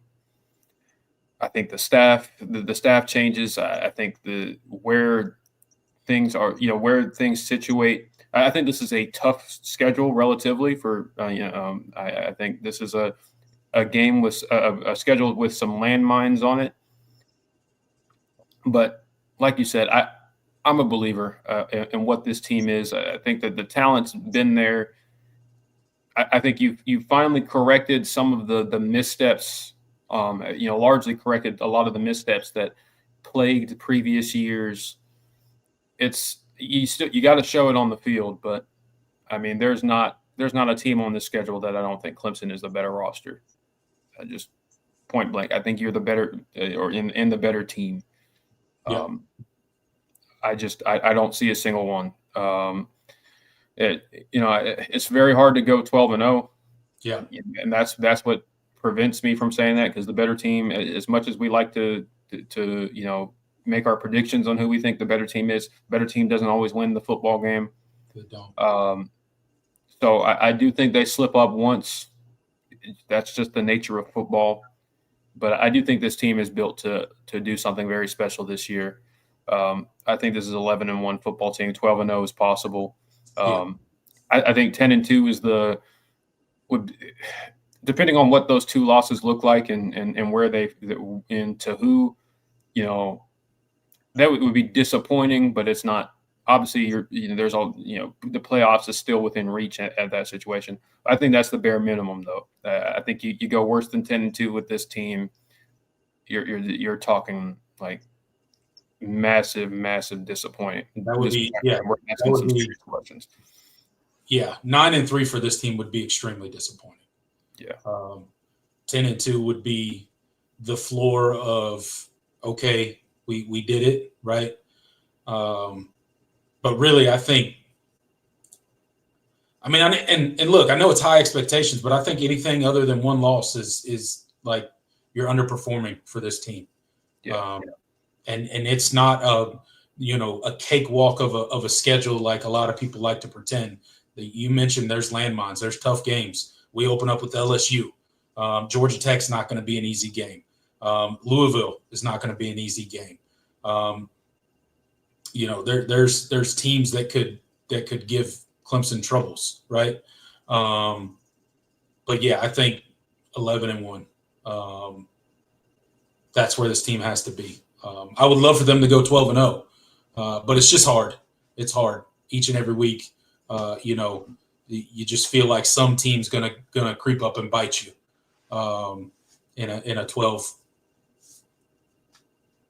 game season. But I fully believe that Clemson could go 12-0 with this schedule and the team that we currently know, if healthy, if everything goes well, right? And you get a bounce of the ball here or there, Clemson could absolutely go 12-0 this year, 13-0, and then into the playoffs. I 100% believe that. But my official prediction, I will go a step down from that, and 11-1. That's where I see this Clemson Tiger team. Yep. I think that's where we are, and I think that's where the majority of probably the fan base probably. I mean, anything worse than 11-1 is you're kind of like, I mean, 10-2 you can reason yourself into, but anything but not 9-3 or worse, you're like, yeah, that's just a massive failure on all fronts. This team is better than that. The roster is better than that. You have all the ingredients, I think, to have a really special season. And anything short of one loss, you're like, So we'll see what happens. We've been wrong. We've been wrong before. Yep, we'll be wrong again sometime. Yeah, I don't think I'm wrong about this team. But guess what, Jordan? Here's the difference between us and everybody else, or not everybody else, but a lot of people on the internet. We'll be here to eat our crow every post-game live video. So if Clemson just absolutely falls apart this year, gets our butts kicked, guess what? We'll be right here. So there ain't no hiding for us. Our predictions out there. You can call us crazy, but if we're wrong, we'll be here to say we were wrong. And if we're right, we'll be here to, talk some trash. Yep. 100%. And there you have it, guys. Our official season predictions for the Clemson 2025 football season. We are 10 days or 9 days. I'm sorry. Can't do math. Scientists that can't do math. It's pretty funny. I am just like the anticipation is like you're really starting to feel it, especially knowing that there's football this weekend. You're like, man, we're really about to be kicking off here. I mean, it's been a long time coming, and the expectations of this season, you're feeling it again. You haven't felt it's a different feeling because the last time Clemson had true expectations like this was 2021, and that was an extremely disappointing year on all fronts. So, but now you're coming out of a period of where you've been disappointing, and now the expectations are back again. It's different than what it was even during the playoff years, because especially after the first, it's the first couple of playoff appearances, winning the national championship. I mean, you came into every season expecting to meet expectations, and now you've had multiple seasons where you haven't, and now the expectations are, and now you have the highest of expectations that you just haven't had in a long time. So it's a different feeling. You haven't really had it since, I guess like 2014, 2015, where you were like, okay, this 2015. This is okay. We got to do something. Deshaun Watson showed what he was worth, and as a freshman, we have all this talent at receiver. The defenses, we were the number one defense in 2014. We have a lot of talent on that side of the ball in 2015. Like, this is kind of where you're at again. Yeah. But I think the stakes feel a little bit higher because you know what you're losing after this year. There's no, okay, we don't get it done this year. We got Cade Klubnik coming back another year. He's gone. The sense of urgency on the 2025 season could not be higher. Yeah. It's like I said, it's now, because the names that you have walking out the door, and Clemson recruits well. So, like, don't get me wrong. Like, Clemson's not going to fall apart in 2026, but they will absolutely take a step back in 2026. They just will. Not that they won't be a good team, but they won't be this team. Yeah. So the sense of urgency, like you said, Jordan, could not be higher. This is a massive season.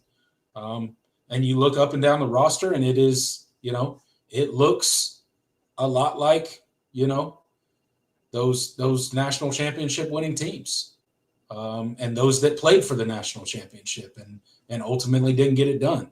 This roster looks similar to those teams. So that's the expectation for 2025. 100%. All right. With that being said, I'll go ahead and take this off the screen. We'll hang out with you guys for a little bit, take your questions, comments, concerns, predictions, anything. Of course, if you want to make sure your comment, your question is answered, Super Chat is the best way to do that. But we try to hit as many as we can. Let's see what you guys are talking about. David, one of our channel members, thank you so much for joining us. He says, I think we had talent last couple of years and did underperform. I believe this is a much better coaching staff than we had since BV and Scott Elliott. So that gives me hope, but we'll see after week one. I mean, and I think that's probably the mentality a lot of us have. I mean, there's a lot of changes that have been building to this moment, building to this season. The staff is in the best place it's been in a long time, just in terms of quality, capable, proven commodities at not just as your position coaches, but in the support staff and others in other areas. This is the healthiest I think this coaching staff has been in a long time, and it would be a real shame with all of that, especially defensively. Like, you have so many minds that are that have input and that are an extremely experienced coaching staff. Yeah. And I think that's why, that's one of the reasons that Dabo is very confident heading into 2025. I think he is extremely happy with where his staff is right now. And some of his recent hires have been big time. Garrett Riley, Matt Luke, Tom Allen, just to mention a few. And that's not all of them. You bring in Chris Rump, right? You've brought in a lot of very experienced coaches. And then you mix in some not so experienced, but fiery, talented, potential coaches in Ben Boulware and guys like that who just, eat, sleep, and breathe Clemson and just comes in with an infectious energy, right? And then you couple that with very experienced senior coaches, and I think that's a recipe for success along your coaching staff. 100%.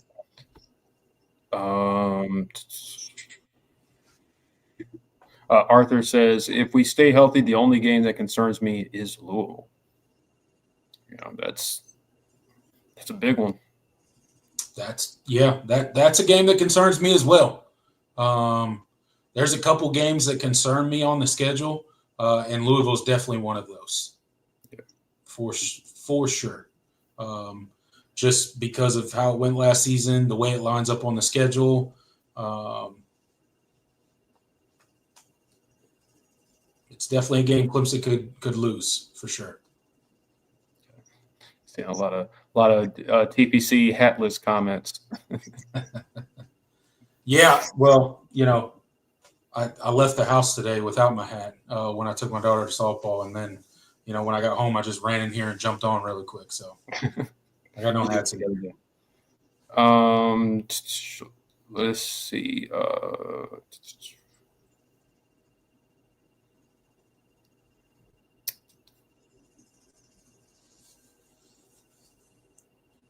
The Hard Take joins us. He says, I'm stoked. I'm in Dublin for the worst teams ever to play. Iowa State and Kansas State or some crap. Yeah. Farmageddon. The Hard Take's in there for Farmageddon. Yes, sir. Hey, shout out to you. I know you'd probably rather see some other teams there, but I feel like that'd be a cool, just to go to a game in Ireland. That'd be really cool. Yeah. I mean, he's probably used to it because he's been overseas. Yeah. But glad you can make it though. I know it's tough. It's tough for you being on the other side of the world. So, I think everybody's more excited just because college football is finally back, not necessarily about the matchup. Yeah. Other side of the world might be a little bit of an exaggeration, but you get what I'm saying. Yeah. How many Intelligent Savage asks, how many national individual awards Clemson wins this season? Which awards most likely will be, if any? I mean, you have a very high, you have a very high up there candidate for the Heisman. I know that for Clemson fans, you cringe, you wince when you hear that, just knowing the history. But I mean, it's on the table. Theoretically, on paper. The Golf Award, I think one of your receivers could. Yeah. Probably not likely with how many guys are going to play. Yeah. How many guys you have from a depth standpoint. But I do think our guys are good enough if one of them were to pop off to compete with, the best receivers in the country for that award. But, Yeah, I mean, as far as you've got some really nice candidates on the defensive line, and Peter Woods and TJ Parker that are going to be up there for a lot of national awards. Chuck Bednarik Award. Yeah. I think they'd be up there. Linebacker with Sammy Brown and Wade Woodaz. I think one of the they could be in the running for a Butkus Award. Clemson does have a Butkus Award winner in Isaiah Simmons, so it'd be nice to add another one. Well, could you see some awards for the coaching staff? Maybe Tom Allen completely turns around the Clemson defense and makes them a top 10-ish, top 5 defense after the struggles that they had last year. That's a possibility. Yeah. You win a Broyles Award. Avion Terrell is going to be high up there, and ballots for Thorpe. I mean, you've got candidates at a lot of different spots. And one award that I would love for Clemson to win, and it's probably not going to be this year, but I think we have the coach that could finally do it, in Matt Luke, and that's the top offensive line in the country. Yeah, I would love for Clemson to get that award one of these years. Again, I don't think it'll be this year, but looking at the recruiting and who Matt Luke's bringing in, we could be competing for that award in the future, which would be huge. be a fever dream. I'd have to pinch myself. Clemson winning a Joe Moore Award. Oh my God.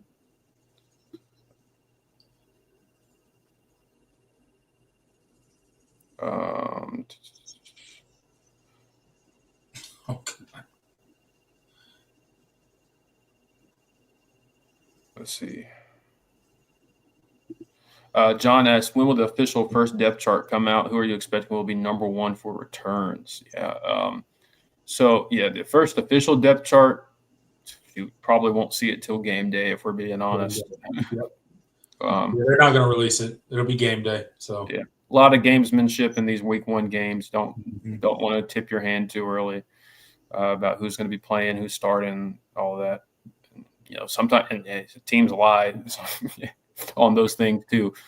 So you never truly know because they're not really obligated to be super thorough or accurate about it. So make stuff up. Yeah, it's just stuff for the media. But in terms of number one for returns, that's a question mark. I do think you'll see a lot of potential guys potentially rep there. As you're working Jay Haynes back in, I mean, I think he's going to be a candidate for that. I say put Cole Turner back there, and especially on like punt returns, and just let him do it. Be nice. He's not as high of a it's not as high of a risk putting him out there versus say like Adam Randall or Antonio Williams, like guys that are going to get higher volumes of touches and you're going to be relying on more. But hey, that's just me. We'll see. And that's something I actually do need to look into and kind of see what who's been repping the most there and how that's kind of been playing out. Because just special teams in general, I'm just like I'm scared to ask about. Yeah, let's not talk about the punter situation. Outside of how Nolan Hoozer's looking like that. It's about the only thing. But knowing this staff, they'll probably put somebody that, I think they've put TJ Moore back there, which he could be a good returner. But don't put TJ Moore back there. Don't do it. Don't put TJ Moore. Don't put Adam Randall. Don't put Antonio Williams. Don't put Brian Wesco. Put Cole Turner, Tyler Brown. Yeah. Tyler Brown is another great candidate. I mean, he's already done it. He did, his freshman year, he did have a couple muffs, and I think that kind of made the staff a little concerned. But he had some really nice returns too. And honestly, that could be a good opportunity for him. Just because of that receiver depth chart, and touches are going to be somewhat limited. That's another way for him to impact the game, and we all know how dynamic he is with the ball in his hands. If you forgot, just go back and watch his freshman tape. He's really good.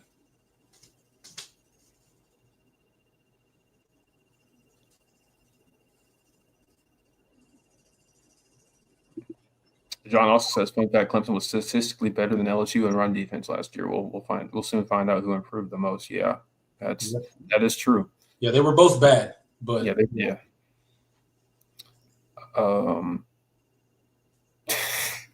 Hard take. I'm not answering that one. I can't answer that one, bro. Yeah, I saw that.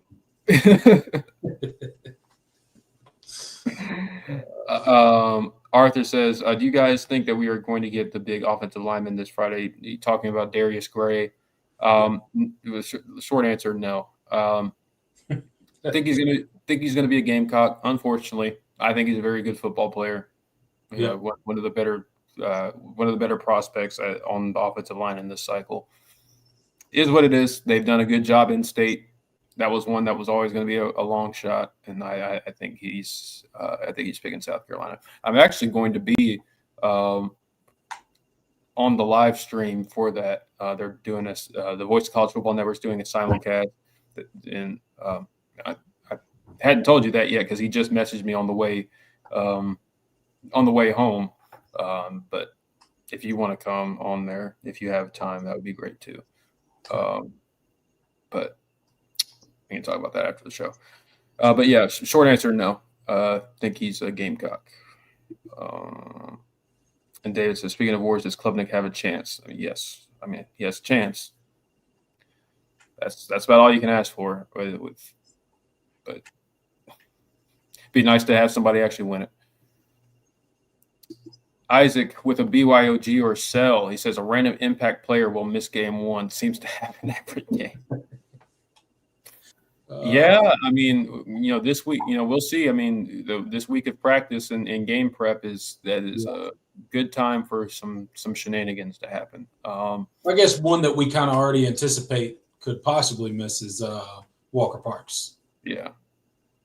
Dabo seemed to be confident he'd be good to go, but it would not surprise me if he did. Yeah, it would not surprise me if he does not play game one. Yeah.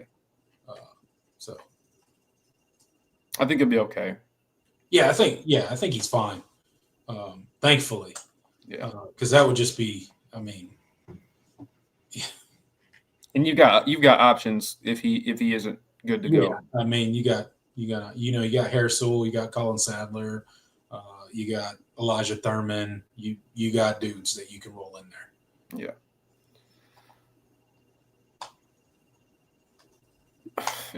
David said, do we have Sweeney left on the roster to return kicks? Yeah, Clay. I don't think you'll see him, but yeah, Clay could do it. No, they just hold kicks. They don't return kicks. Yeah. Although we did see a couple. Will Sweeney, I think Will Sweeney returned to maybe one or two. Yeah.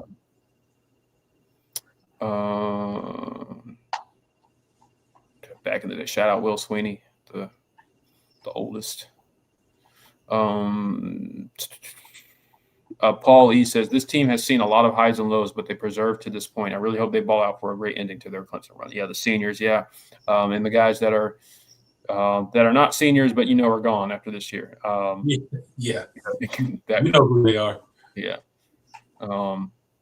it has been a bumpy journey, but they've been building to this point, and you want to see them, realize that potential, because you don't know if you're going to have a team this experienced for a little bit. So. Jason's up in our starting running back is our kick returner. Yeah, like I said, they put Adam Randall back there, and he might have done a disservice. You better not. I will not be happy. Not that means anything to Clemson, but I would prefer that our RB1 is not our kick returner, especially when our RB1 has a injury history. Yeah. Isaac mentions Tink Kelly. Yeah, I mean, he's certainly played some special teams. For sure. He's been making some plays this fall camp too. So, yeah.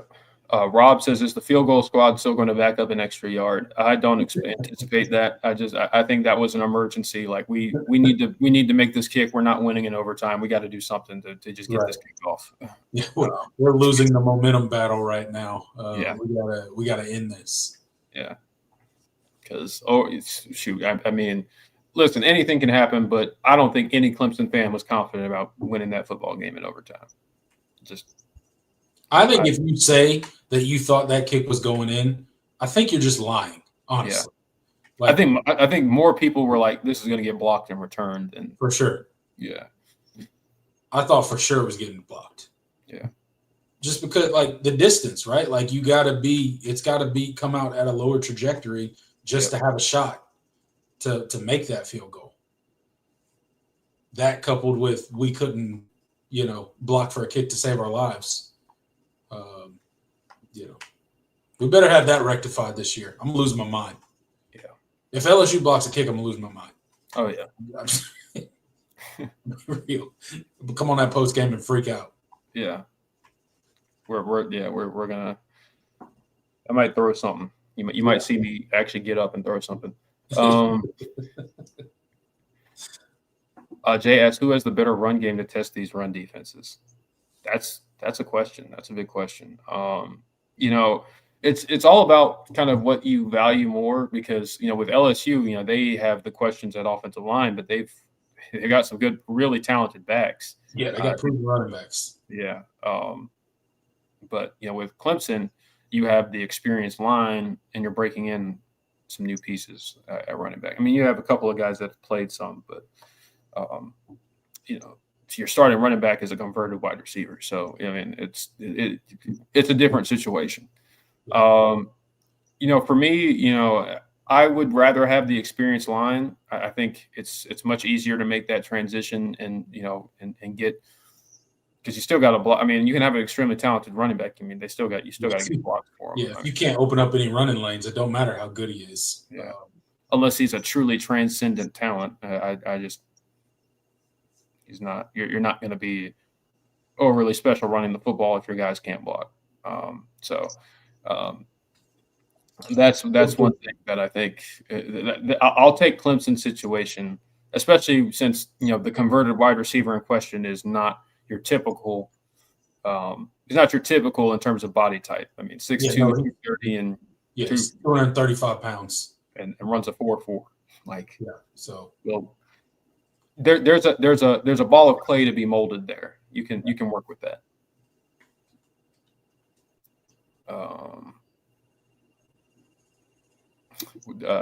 Hardtake says Walker Parks is on AARP after the season. Hope he got some NIL. Yeah, I mean, I don't see much as far as his NFL future, unfortunately, just because of the consistent injuries. It's going to be tough to ask an NFL scout or an NFL team in that draft room to be like to take a chance on him, knowing his medicals. I mean, this was a guy at one point that couldn't even walk.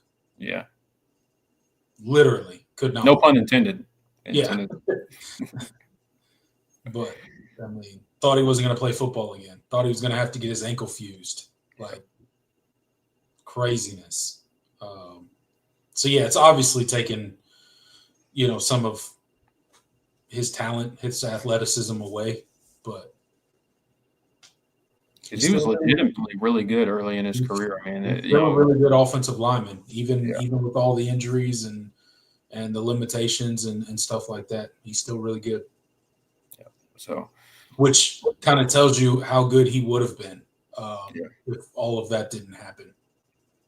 I mean, he was truly like a really bright spot in his first couple of seasons. He started out at tackle.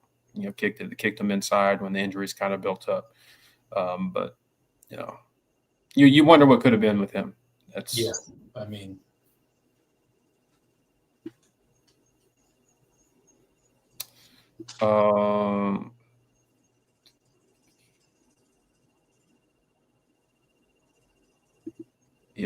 David Lowry says Beamer lands great for Columbia. That would be impressive. He's recruiting well like mustard. Yeah, I mean they're cleaning up. I mean, and then that's why even when they were kind of sitting at a low recruiting ranking early in the cycle, I was like, they're going to get some guys. I mean, Beamer he's proven himself on the trail, that's for sure. And they've certainly upped their game NIL wise too. That's helped, but he has legitimately done a good job recruiting over there. All right, let's do a couple more and then get on out of here. I have a dynasty game scheduled that I got to play. So got to get that done and knocked out, so I actually have some time to sleep. Let's see. Intelligent Savage says, your surprise breakout player of the season from offense, defense, special teams. Surprise. Offensively, surprise breakout. I don't know if there's anybody that would break out that would. I'll say David Eziamume. I think for offense, I think we're going to see something from him. He's actually, it seems like he's heading into this game as the second back potentially. Wouldn't surprise me if he was. Hey, that's encouraging. I think. I think. I don't think that's an indictment on Gideon Davidson. I think it's. I think they legitimately like how much Easy has progressed. Um, so he's a guy that I think would surprise people because he just hasn't. We haven't talked about him a whole bunch, but he's going to. You're going to need him this year. I mean, he's going to be a factor. He's going to play. Um, he's been in the program now, so he was a 4-star running back coming out, like people forget. So it's time for him to show something, especially with a guy as talented as Gideon in that room. I mean, he's got to show something. He's got to prove his place on in the depth chart. So yeah, because if you don't start carving out a serious role this year, you might end up really buried on that depth chart. So big year for Easy. Yes. John Sharon, BYOG or sell. If Randall gets more than 15 touches versus LSU, he will have over 100 yards. So over 15 touches, 100. So 15 touches, 100 yards. That's roughly 6.5 yards per carry. No. I think I did that math right. I still got it. About math, right? Yeah. Never do math in public. Yeah. Yeah. True. Especially mental math. Don't. That's right. Yeah. Don't do mental math in public. Man, 15. I mean, with how explosive he's been at times throughout this off season. I mean, one big run and you're looking at. And you're playing against a team that we'll see how improved they are, but they gave up a lot of big explosive runs last year. Yeah. So he's going to be tough to tackle. I mean, I think if he gets greater than 15 touches, I think that's possible. But it's tough because that's a really good clip. Like 6.5 yards per carry. That's a lot. Really, that's a really nice clip. That means you got an explosive run because I don't think you're just lining up and going, 6-7 yards a carry. Yeah. I mean, Clemson last year was, I believe they were 5.2 yards per carry, which as a team, which was as much as they struggled towards the back half of the season, that was still like top 25. Shout out to Dustin Black for that stat. If you get that stat line from Randall, things are going Clemson's way in that game. Yeah. 15 touches for 100 yards, and that means things are probably going really well in the passing game as well. Yeah.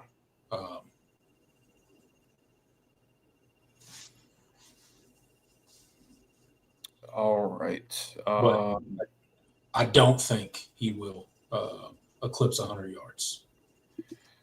Like Mike says, any chance this season for a watch along, if time allows for you both to do it, that stay tuned. Stay tuned. Maybe. Yeah. We'll see. If it's something you guys really want, we'll think about it. Yeah. And it could potentially be a situation. It could be something we do for our channel members too. So yeah, if you want to potentially get those perks, that's another reason to join the channel.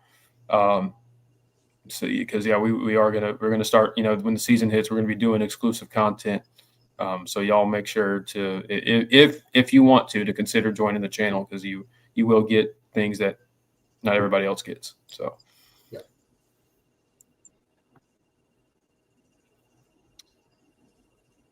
All right, I think that's going to do it tonight. Thank you guys seriously so much for joining us.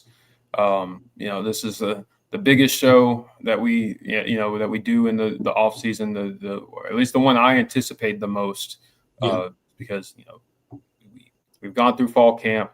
We have our ideas of what the team is going to be. It's time to stamp our predictions in bold lettering and rock with it. Football is back finally. College football is back. So I'm just excited to watch some games, and obviously kicking off Saturday. It's going to be a lot of fun just to see two college football teams on the field again, even if it's in Dublin, Ireland. But hey, last season, hey, that was a good game. State game, that was a banger. That was a good game. Yeah. So, in retrospect, a pretty bad game for Georgia Tech when you think about it. But yeah, when you think about how bad Florida State ended up actually being, But still, great football game, and the vibes after that, you felt it. So excited for that. But until then, next week we're going to do our full LSU pregame show preview. So y'all make sure to stay tuned for that, because that's when the real season starts. I'm super excited, man. Yeah. Same time, well, not this time, but 7:00. Yeah, absolutely, man. Shout out to the channel members, David and Austin. Thank you guys so much for supporting the channel in that way. Really appreciate you guys. But man, college football's back. It's an amazing time of year. Gearing up for a big season, guys. So share the video, like the video, subscribe, help us out. Bring people our way that don't have to be a Clemson fan. We welcome all fan bases in here. So help us grow the channel this season, and we were going to do our best to make the best content that we possibly can on the channel. So stay tuned, guys. Big season coming up. It's going to be a lot of fun. Yep. For Tiger Park Raven, I'm Jordan Bowman. We will see you guys next week for the LSU pregame show. Go Tigers. Go Tigers.